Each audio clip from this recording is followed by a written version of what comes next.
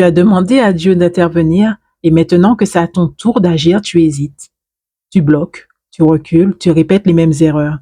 Ce n'est pas un hasard si tu es tombé sur cet audio. Tu as prié. Tu as sincèrement demandé à Dieu d'intervenir dans ta vie. Et il l'a fait, mais pas de la manière que tu imaginais. Parfois, le Seigneur agit sans prévenir, avec puissance, clarté et fermeté. Et lorsqu'il intervient, c'est souvent pour remettre de l'ordre, redéfinir tes priorités et te conduire là où tu n'irais jamais seul. Il se peut que tu aies vécu ce moment, un moment de paix profond, une tranquillité que rien ne semble pouvoir ébranler. Même au milieu du tumulte, tu te sentais aligné en sécurité. Ta posture avait changé, ton regard aussi. Tu avais compris ce que tu devais faire. Tu avais écrit noir sur blanc des résolutions claires.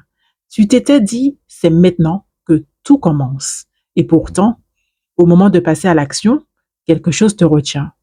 Un blocage invisible, la peur de renoncer à certaines habitudes, certains attachements.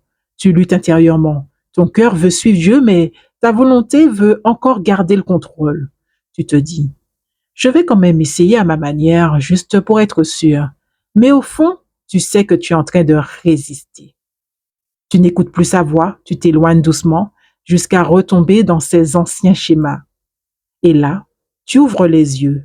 Tu te rends compte que tu répètes exactement ce que tu faisais avant son intervention. Tu te demandes, ai-je vraiment changé? Tout cela aurait-il servi à quelque chose? Où est la différence entre l'avant et l'après? Peut-être que ce message te parle. Peut-être que tu es toi-même dans ce va-et-vient intérieur, ce tiraillement entre l'appel divin et l'instinct humain. Tu essaies de te rassurer. Rome ne s'est pas fait en un jour, dis-tu. Tu tombes, tu te relèves, tu continues, mais quelque chose cloche. Tu sens que malgré tes efforts, tu es à nouveau en train de subir ta vie plutôt que de la vivre pleinement avec Dieu. Et cette fois, c'est encore plus douloureux car tu as connu la paix. Tu sais ce que tu perds, alors tu pleures, tu cherches, tu pries encore. Alors tu décides de faire un pas différent.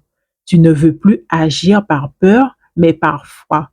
Tu fixes une date. Tu prends un engagement devant Dieu dans le secret. Tu lui demandes de te fortifier, de t'aider à aller jusqu'au bout. Tu pries ton ange gardien de veiller sur toi, de t'épauler, de te conduire. Et curieusement, rien que ce geste, fixer un rendez-vous avec ton obéissance, te redonne déjà la force. Tu ressens une paix nouvelle. La peur est toujours là, mais elle ne dirige plus tes choix. Tu as compris que ne pas écouter Dieu t'a coûté trop cher. Et cette fois, tu veux faire autrement. Tu veux faire confiance. Parce que tu sais que le meilleur reste à venir si tu avances avec lui. Cet audio t'a parlé? Like, abonne-toi et partage ce message avec quelqu'un qui a besoin de se rappeler que même après une chute, Dieu offre toujours une deuxième chance. Et surtout, écoute sa voix. Elle ne te condamne pas, elle guide. Elle ne crie pas, elle murmure. Elle transforme tout.